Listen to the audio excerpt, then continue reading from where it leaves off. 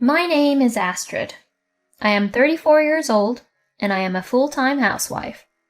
I married my husband Ben 7 years ago, and now we currently have 2 daughters and live as a family of 4. Both my daughters, Maya and Millie, are really cute and adorable, and I am very happy that I get to be with them every day. My husband is very busy at work and comes home late at night. But he provides for the family, and I do my best to support him as much as I can. Of course, we argue at times, but we're not that bad as a married couple. Our life together as a family of 4 is basically peaceful. However, there's one issue that I just can't stand, and that is my mother-in-law, Francine. Francine is a typical terrible mother-in-law type. And from the very beginning of our marriage, I was being bullied by Francine as her daughter-in-law. Oh, Astrid, what is this meal? It's so tasteless. Francine would put more salt and broths in my cooked dishes. But if Francine does that, it doesn't bring out the flavor of the ingredients at all, does it? But she didn't care about such things whatsoever, and poured mayonnaise, sugar, salt, and so on into my cooked dishes as if it was just a normal thing to do. But if I had made all the meals according to Francine's taste, it would have tasted too strong, and I wouldn't be able to eat it much. This happened frequently whenever I visited my parents-in-law's house. And Francine kept pressuring me from the beginning of our marriage, chanting like a spell, "Are you pregnant yet? Are you pregnant with my grandchild yet?" She stopped saying that after the birth of our daughter, but after the birth of our second child, she began to say another terrible thing. "Still no heir? If you're not pregnant with a boy, then there is no point of you being my eldest son's wife. When are you going to have your 3rd child? If you don't give birth to a boy, you being my eldest son's wife is worthless. My goodness, you really are a useless wife. If you don't give birth to a boy, your existence is just pointless." I've just had enough of Francine's ridiculous comments. No matter what Francine says, she always ends it with the phrase, "If you don't give birth to a boy, your existence is just pointless." I mean, I had 3 boys. How pathetic can you be? There must be something wrong with you, right? Why would Francine say such terrible things to me? I have 2 daughters, so there's nothing wrong with me at all. And in what kind of generation does Francine live in, saying that the baby had to be a boy? Children are precious regardless of whether they are boys or girls. These thoughts grew and grew inside me, and when I could no longer stand it anymore, I talked to my husband about it. "I can't stand Francine just bullying me. I don't want to go to your parents' house anymore." Okay, I understand. You don't have to visit my parents' house anymore. But you should show up at least on Thanksgiving and New Year's." Fine. I really didn't want to see Francine on Thanksgiving and New Year's, but as expected, my husband is the eldest son, so I had to attend in order to make my husband look good. But with these conditions in place, I was able to avoid being involved with my in-laws as much as possible. But a little while later, my husband started coming home much later than usual. He usually comes home around 8 p.m. because he is busy with work, but lately it has been around 10 p.m. My husband says that he is working overtime and going out drinking more often for work, but I am not sure what is really going on. Because of him coming home very late, my daughters have hardly seen him for a long time. "Daddy's not coming home today either?" He says he's busy at work. It's very late, so let's just go to sleep now, okay?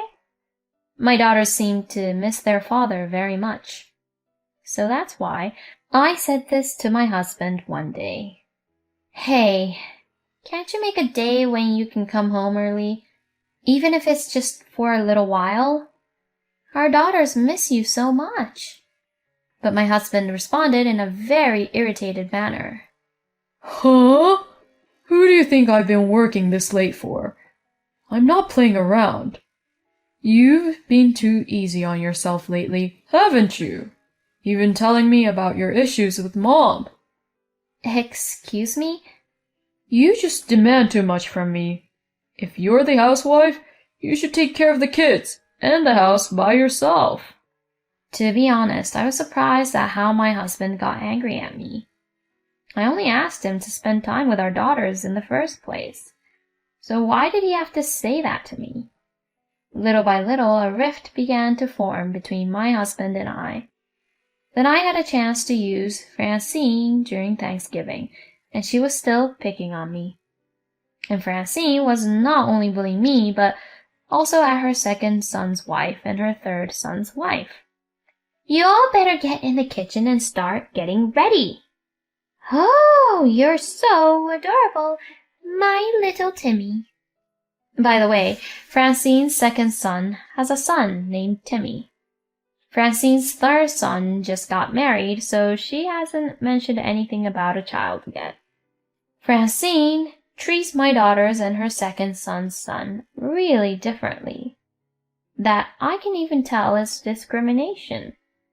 To my daughters, she would say, "Go play over there." And to Timmy, she says, "Aw, Timmy, come over here.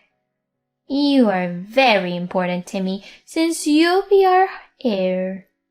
Francine's second son's wife, Lorna, and third son's wife, Callie, and I were a team just because Francine harassed all of us. She really changes her attitude so blatantly. I didn't even want her to decide that Timmy would be the heir without my permission. Yeah, that's really terrible, isn't it? The reason we are united includes the fact that our own husbands were not at all paying attention to us.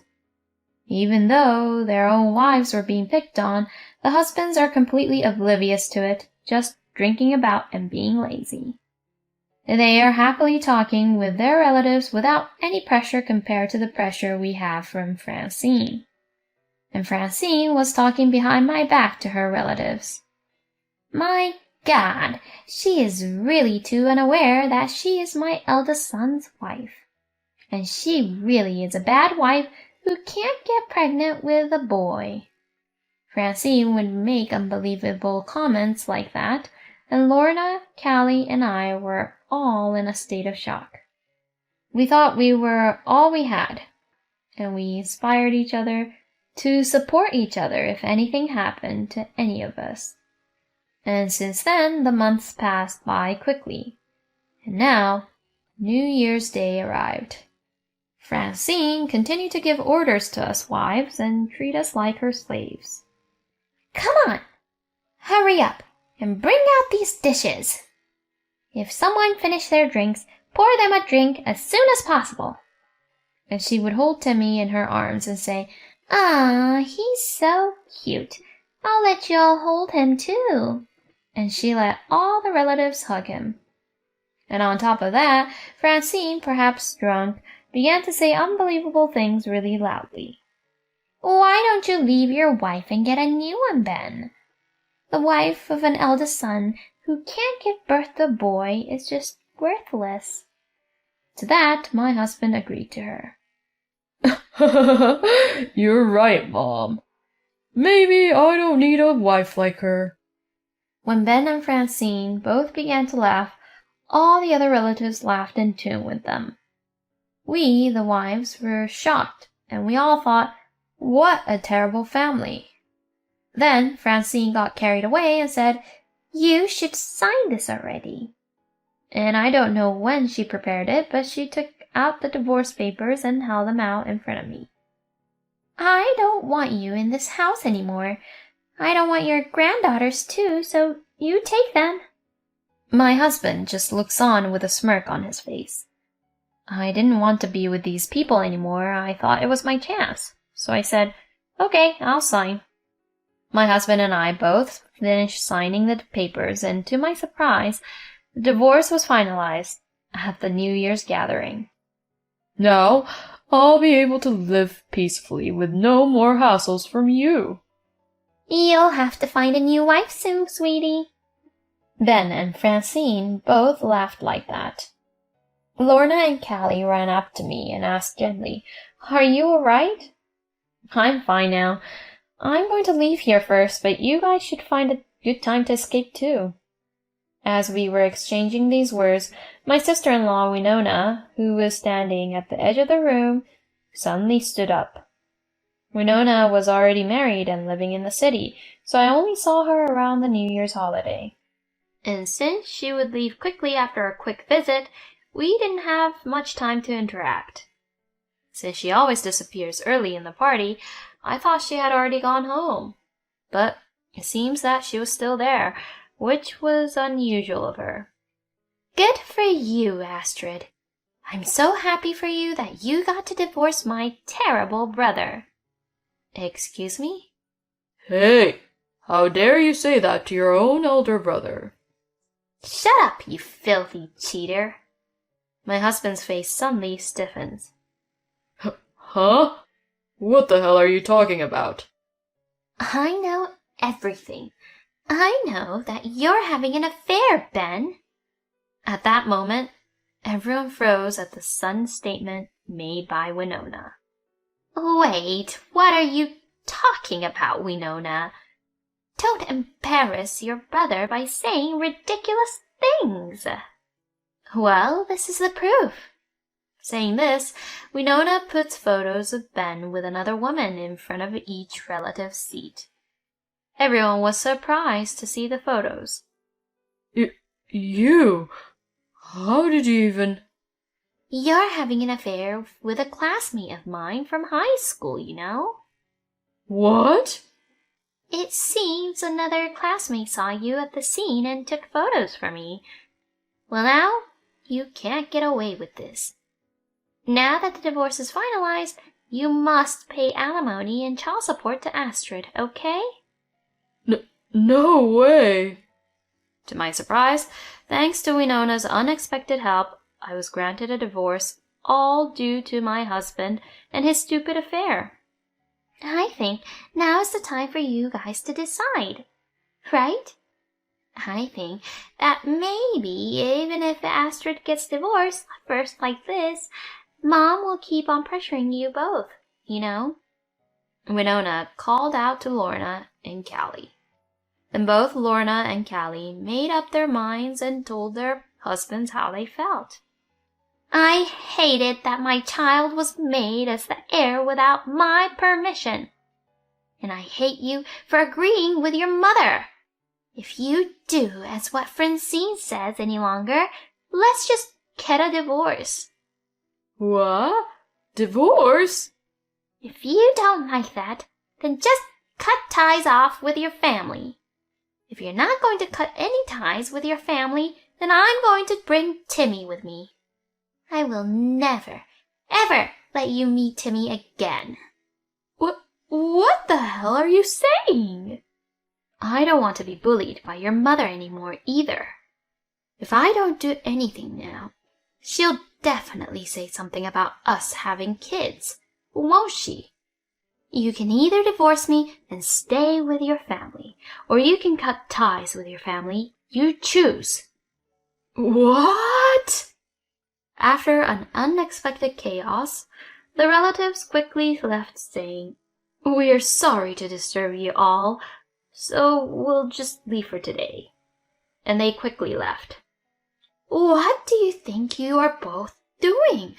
I will never allow you all for divorce. It's not on you, Mom, to decide. It's all their decision. Oh, and I'll cut ties with his family too. That's why I came here today. No way! And so, Lorna and Callie pressured their husbands to make a decision. As it turns out, Ned and Steve have decided to cut ties with the family. Ned absolutely hated not being able to see his own son. And Steve decided to do that because he loves his wife. In the end, Francine was left with only Ben, who was in a huge debt. I received a large amount of alimony from my ex-husband and his lover, and my ex-husband is also paying me child support. And my ex-husband's lover hid the fact that she was married and refused my ex-husband's marriage proposal, saying that she could not marry Ben. So it seems like my ex-husband just became a divorced man who is hugely in debt. It seems that this has spread even in his workplace.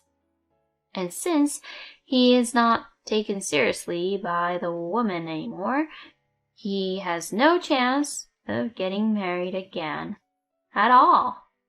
And as for my ex-mother-in-law, word has spread around the neighborhood that she has been abandoned by her sons and is being laughed at.